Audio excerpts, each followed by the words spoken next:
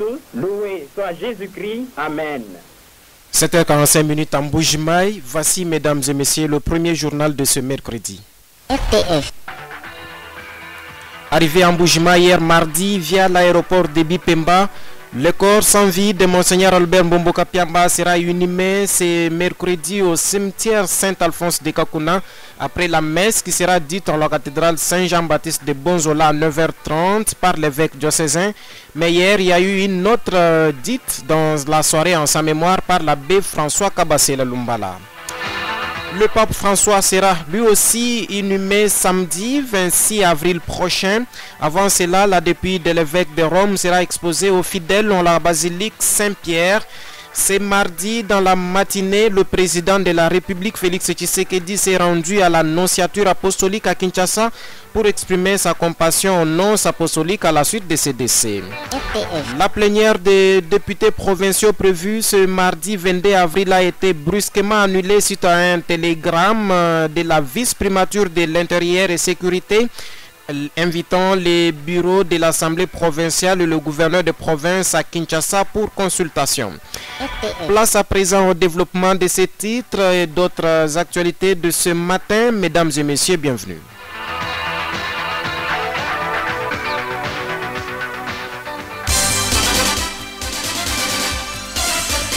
Radio-Télé Fraternité, c'est l'actualité à la vitesse du monde. L'actualité à la vitesse du monde, nous l'ouvrons par la page diocésaine. Une messe en mémoire de Monseigneur Albert Mbomboka Piamba a été dite ce mardi 22 avril 2025 à la cathédrale Saint-Jean-Baptiste de Bonzola. Elle était présidée par l'abbé François Kabasela Lumbala en présence du père évêque diocésain Monseigneur Emmanuel Bernard Kassanda et dans une concélébration de 56 prêtres et 2 diacres. Parmi eux, les 2 vicaires généraux, Monseigneur Grégoire Chimena et Jacques Kabengele. Dans son homélie, le professeur François Kabasela Lumbala a reconnu que Monseigneur Albert Mbomboka Piamba était un prédicateur qui aimait annoncer l'évangile, mais qui voulait que chaque fidèle annonce l'évangile à sa manière. Abbé Kabasela a montré que annoncer l'évangile selon la culture de Monseigneur Albert Mbomboka Piamba était sa dimension. Dans sa brochure, celui qui était vicaire général au diocèse de Mbuji-Mayi avait invité ses pères à être des vrais témoins du Christ à travers l'Eucharistie. Monseigneur Mbombo mukakandaka kabwikala bwamba ditendelele ja Eucharistia ditufikishe dijadikile Kristo mupika kubafwe bumonyi dijamishe ja ditendelele jetu ditwenza Maria Madeleine mukajeu uvumunanga Yesu kayuingile chikemu cha apostolo bavone bonfumbo a eklesia kujuka yinkayenda pachacha mutangire kulukita Maria vomujuka habitala bwalo butuku bujima tulu kavoma kutumona tu ivo biense kamuditani kabivoma kufomoyo mbile ya munjila lufweshi livolujuka kumbaka sa musumba abasalai bifendo disakirangana miadi abakajiba mu Yerusalema.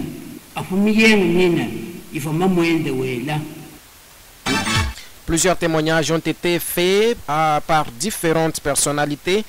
Tous ont reconnu que Albert Mbomboka Piamba était un homme de prière, un prédicateur informé, mais qui ne parlait pas trop, humble, simple, facile et docile, qui voulait jamais dramatiser les situations,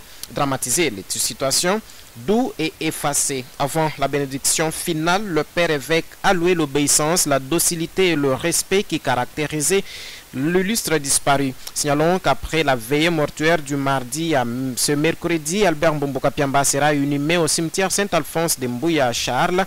Après la messe des derniers hommages que l'évêque diocésain va présider à la cathédrale Saint-Jean-Baptiste de Bonzola, ça sera à 9h30, c'est tout à l'heure donc.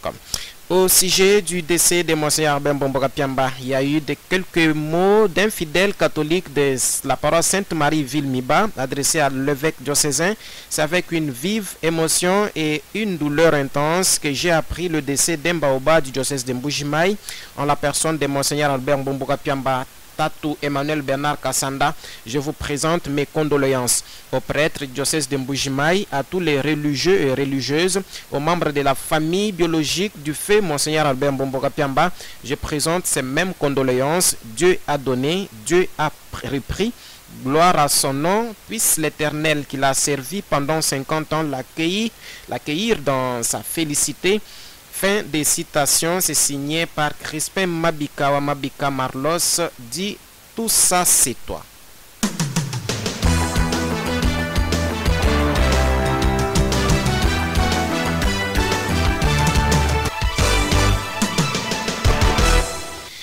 Autre décès, c'est celui du pape François. Le président de la République, Félix Tshisekedi, s'est rendu ce mardi 22 avril 2025 à la nonciature apostolique de Kinshasa pour exprimer sa compassion en nonce apostolique Monseigneur Mitja Lescovar.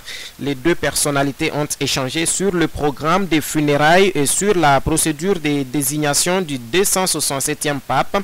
Selon la présidence de la République, le chef de l'État et le nonce apostolique ont aussi évoqué la dernière mission apostolique du souverain pontife à Kinshasa.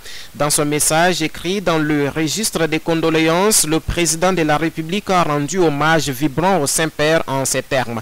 En ces jours de profonde tristesse, je rends au nom du peuple congolais et en mon nom propre un hommage ému à sa sainteté le pape François, dont le décès laisse un vide immense dans nos cœurs. Pasteur d'une humanité rare, il a incarné l'amour, l'humilité et l'espérance, guidant l'Église et le monde entier vers la paix et la fraternité, a écrit le chef de l'État avant d'ajouter: le peuple de la République démocratique du Congo n'oubliera jamais sa visite historique à Kinshasa en février 2023, ni son cri prophétique pour la justice.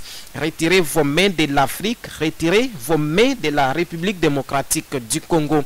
Par ces gestes, le président Tshisekedi a tenu à exprimer sa proximité et sa compassion envers les fidèles catholiques du monde et ceux de la République démocratique du Congo en particulier.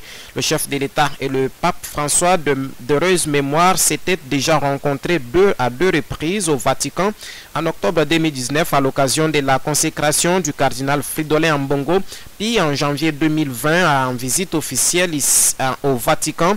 C'est à cette occasion que le Saint-Père avait accepté l'invitation du président Félix Tshisekedi à effectuer une visite apostolique en RDC, rappelle la présidence de la République. Et la première ministre Judith Suminwa Tuluka a elle aussi rendu hommage hier mardi 22 avril 2025 au pape François, décédé à la veille à l'âge de 88 ans au Vatican.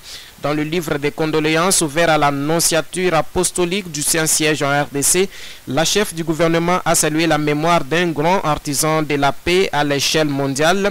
Judith Suminwa Tuluka a particulièrement souligné son engagement en faveur de la RDC. Le Saint-Père était un homme de foi, un bâtisseur de paix. Il l'a démontré ici en RDC où il a dénoncé avec force l'exploitation illégale de nos ressources.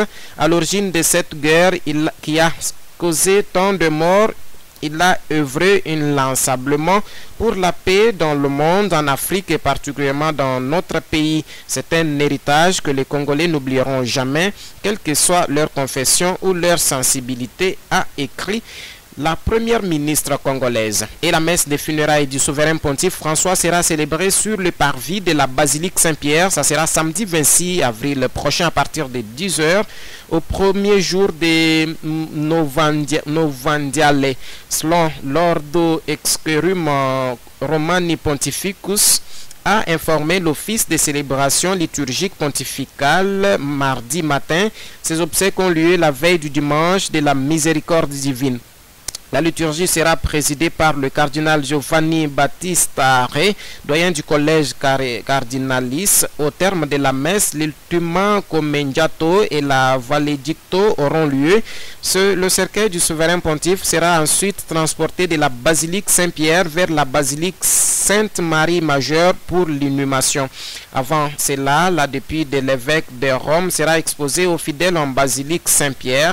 Le cercueil sera transporté mercredi matin en procession procession, autant pour moi, de la maison Sainte-Marthe à la basilique en passant par la place Sainte-Marthe, la place des proto-martyrs romains, l'Arco del Campane avant d'entrer dans la basilique Vatican. Sur l'autel de la confession, le cardinal Carmelinge présidera la liturgie de la parole, à l'issue de laquelle commencera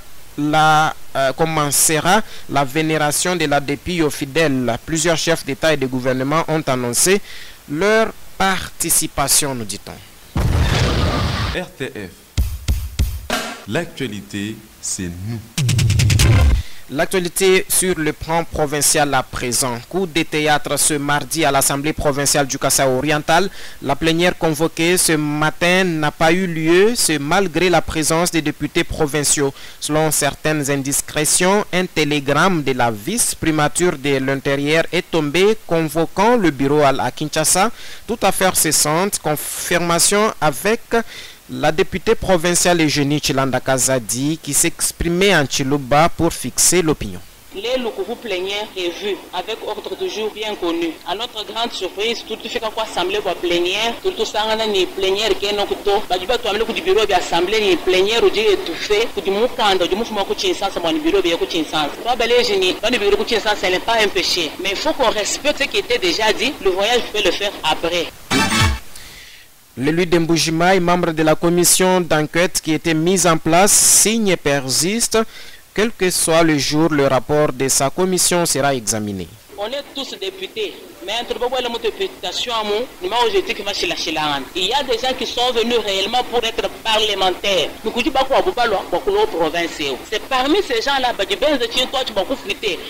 même en commission. Pendant tout ce temps qu'on a travaillé, le rapport n'a pas fuité. C'est juste quand on a remis le rapport, on met des députés, cela n'empêcherait plus que nous siéger pour traiter le rapport. On rappelle, cette plénière devrait examiner le rapport de la commission d'enquête sur la gestion de l'exécutif provincial depuis juillet 2024 à 6 jours. Et le bureau de l'Assemblée provinciale ainsi que le gouverneur de province Jean-Paul Mbobokapo ont pris un vol dans l'après-midi de ce mardi en direction de Kinshasa. Ils doivent répondre à l'appel du ministre de l'Intérieur dont les motifs exacts n'ont pas été immédiatement divulgués dans le télégramme qui a été envoyé hier. L'annulation de cette plénière qui devait se pencher sur la gestion des finances de la province soulève des interrogations quant à la nature de la convocation ministérielle. La coïncidence entre l'examen du rapport financier et cet appel de Kinshasa ne manquera pas de susciter des spéculations au sein de la classe politique et de la population du Kasaï oriental. Cette affaire est à suivre de très près pour connaître les tenants et aboutissants de cette convocation et ses implications sur la gestion de la province du Kasaï oriental. À Mbujimaï, l'arrêté provincial portant protection de l'école secondaire générale et technique de la Kanchi, de la minière de Bakwanga, est-il mal compris ou commence-t-il de souffrir des failles? Si les travaux de construction sur la cour scolaire, l'outil il y a peu, sont à l'arrêt, ce n'est pas le cas pour les autres espaces de cette unique école secondaire de la minière de Bakwanga. Entre son atelier de soudure et les salles de classe dans la partie ouest, par exemple, les maisons des particuliers se construisent en toute quiétude. Selon les constats faits lundi et mardi dernier par nos reporters, les éléments de la police nationale congolaise semblent trop occupés à la sécurité côté cours scolaire. Un chauffeur moto trouvé sur le lieu s'est indigné de la poursuite des travaux dans la partie ouest de cette école, chose qui, a-t-il ajouté, risque de s'étendre à la reprise des travaux dans la partie est où les constructions restent pendantes, tandis que les particuliers sont loin d'en retirer des matériaux encore perceptibles. Une situation qui pourrait confirmer l'enterrement total du terrain de jeu des apprenants de l'SGTK Miba et d'une bonne partie autrefois destinée à la construction de nouveaux bâtiments scolaires en vue d'ouvrir l'année prochaine de nouvelles filières d'études. Toutefois, les indiscrétions de cette école s'appuient sur l'essentiel de l'arrêté du gouverneur qui, à printemps, prévoit la démolition de toutes ces constructions dites anarchiques en cas de refus d'ordre par les concernés. La suspension du Parti du peuple pour la reconstruction et et la démocratie PPRD, parti de Joseph Kabila sur l'ensemble du pays, et la poursuite ce mercredi des audiences publiques dans l'affaire du projet du parc agro-industriel de Bukangalonzo constitue l'actualité sur le plan national. D'abord ceci, le vice-premier ministre de l'Intérieur, Sécurité, Décentralisation et Affaires coutumières vient d'instruire les gouverneurs de province de faire exécuter toute affaire cessante son arrêté du samedi 19 avril dernier portant suspension des activités du Parti du Peuple pour la reconstruction PPRD et la reconstruction et la démocratie, formation politique chère à l'ancien président de la République et sénateur à vie Joseph Kabila Kabange. Jacquemaine Chabani Louko a donné cette instruction dans un télégramme apparu ce mardi 22 avril. Cette démarche du patron de la territoriale en RDC fait suite aux accusations du gouvernement affirmant l'existence de liens entre Joseph Kabila et la rébellion du M23 soutenue par le Rwanda.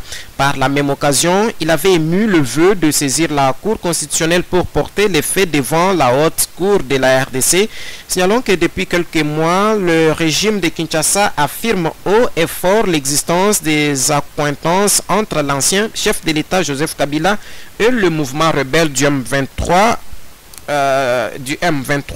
dans le même registre. Son collègue de la justice et garde des Sceaux, Constant Mutamba Ntungunga, a ordonné également l'ouverture de l'instruction judiciaire contre le sénateur à vie Joseph Kabila depuis les allégations sur sa présumée présence à Goma, chef-lieu de la province du Nord Kivu.